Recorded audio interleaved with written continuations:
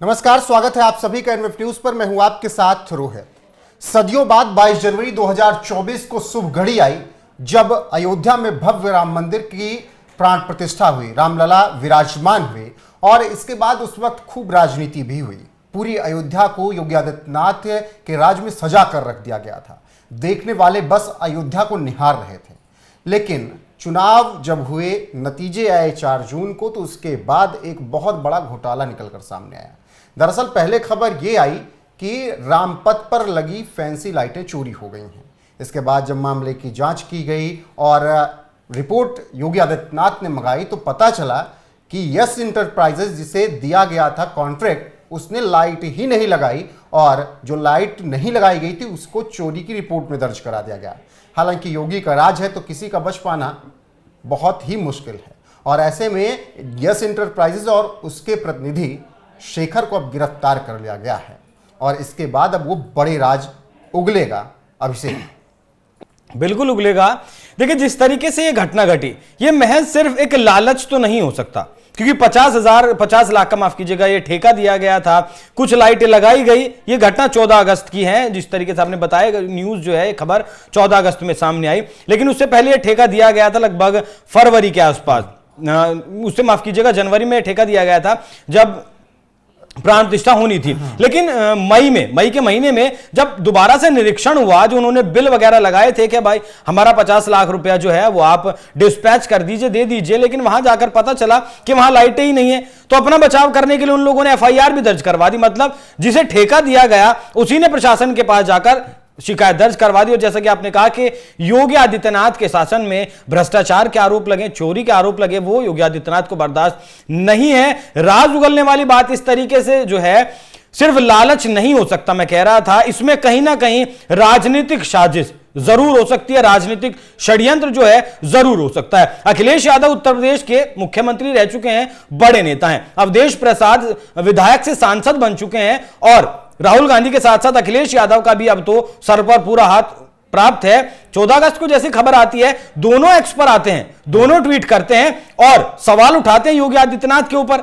अखिलेश यादव कहते हैं कि अब अयोध्या से बीजेपी जा, इस तरीके की भाषा का इस्तेमाल करते हैं। अवधेश पासी भी बहुत ज्यादा उग्र हो जाते हैं, एग्रेसिव हो जाते हैं और वो भी सीधा सवाल उठा देते हैं योगी आदित्यनाथ की सरकार पर। हम कुछ बताएं उससे पहले आपको सुनवा देते हैं अवधेश प्रसाद ने क्या कुछ कहा था। खबर आई है अयोध्या से, इसमें एफआईआर भी दर्ज होगी। हालांकि रामपथ पे से जो स्ट्रीट लाइट लगाई गई थी, जो महंगी महंगी लाइटें थी, वो चोरी हो गई। किस तरह से देखते हैं कि अयोध्या के बीच में इस तरह का जो चोरी की घटनाएं हैं, लॉ एंड ऑर्डर, उसके बावजूद वहाँ पे चोरी हो रही है? देखिए, ये बहुत ही चौंकाने वाली घटना है। रामपथ कोई मामूली पथ नहीं है, वो गांव गलियारा नहीं है। रामपथ पूरे हिंदुस्तान और दुनिया में रामपथ का हो गया है और रामपथ का लाइट की चोरी होना और ऐसे समय पे है कि हमारे लायक मुख्यमंत्री जी अयोध्या में ही वास कर रहे हों और उस समय चोरी हो जाए तो चोरों का मनोबल कितना बड़ा है। इनके नेता एक्स पर आते हैं। अखिलेश यादव लिखते हैं, उत्तर प्रदेश अयोध्या में चोरों की कानून व्यवस्था की बत्ती गुल। इसीलिए जनता तो पहले ही कह रही थी, बिन बिजली के खड़ा है खंभा, भाजपा सरकार मतलब अंधेर नगरी, सब तरफ अंधकार, अयोध्या कहे आज का नहीं चाहिए भाजपा। तो अखिलेश यादव को इस तरीके के ट्वीट करना बिना जानकारी के अभाव में रोहित शोभा नहीं देते। बिल्कुल। और उसके बाद फिर जब जांच शुरू हुई और जांच में जब परत दर परत खुलती गई तब खुद पूरा सच सामने आया और अब सबसे बड़ी अपडेट यही है कि शेखर शर्मा को गिरफ्तार कर लिया गया है। शेखर शर्मा की तस्वीर आप देख रहे हैं और शेखर शर्मा की गिरफ्तारी के बाद अब पूरा राज खुलेगा कि इसके पीछे क्या साजिश थी, किन लोगों ने बहलाया फुसलाया था और कौन साजिश रच रहे थे अयोध्या में उस वक्त जब उत्सव की तैयारी की जा रही थी। पूरी दुनिया रामलला की प्राण प्रतिष्ठा देख रही थी, तो कौन उस वक्त साजिश रच रहा था, इन सब पर राज खुलेगा। क्योंकि अयोध्या की बात है तो योगी आदित्यनाथ की भी सीधी नजर अभिषेक बनी हुई है। योगी आदित्यनाथ इस पूरे मामले पर पहले दिन से नजरें बनाए हुए हैं, तो बहुत बच पाना मुमकिन नहीं है यहां पर। और योगी आदित्यनाथ का कट एंड क्लियर संदेश है, गुंडे, माफियाओं, अपराधियों, भ्रष्टाचारियों का केवल एक इलाज जेल के सलाखों के पीछे। तो देखिए, मुझे ऐसा लगता है वो तो पीछे है ही, लेकिन योगी आदित्यनाथ के जो है राज में आप कानून व्यवस्था पर सवाल नहीं उठा सकते। अभी सिद्धार्थनगर की घटना है, एक पुलिस थाना की दीवार जो है वो अवैध अतिक्रमण पाया गया, उसे ढा दिया गया। एक तहसील की दीवार अवैध जगह पर पाई गई, सरकारी जमीन अवैध जगह पर पाई गई, वो ढा दी गई।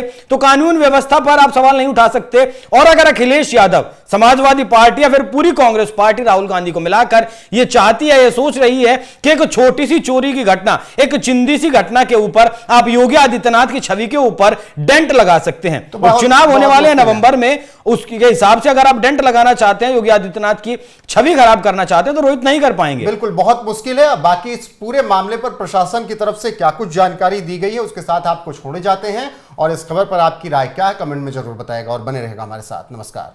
लगाई थी उससे ज़्यादा हमको शो कर रहे थे, उसके बिल की मांग कर रहे थे पैसे की।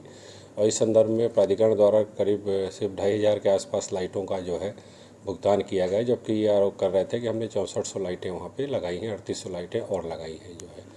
तो इसका भुगतान ना क्या कहते हैं करने की वजह से इन्होंने एक कूट रचित रचना के तहत जो है पुलिस में FIR दर्ज कराई है, जिससे इनका ये सिद्ध हो सके कि इन्होंने लाइटें लगाई थी और वह लाइटें चोरी हो गई, जो कि किसी भी हालत में इतनी लाइटें चोरी संभव किसी भी रूप में नहीं है। इसी संदर्भ में हमारे दोनों जेई जो इस काम को देख रहे थे, उनके द्वारा ये तहरीर दे करके इनके खिलाफ मुकदमा दर्ज कराया गया है कि जिससे प्राधिकरण की छवि धूमिल करने का प्रयास किया गया है।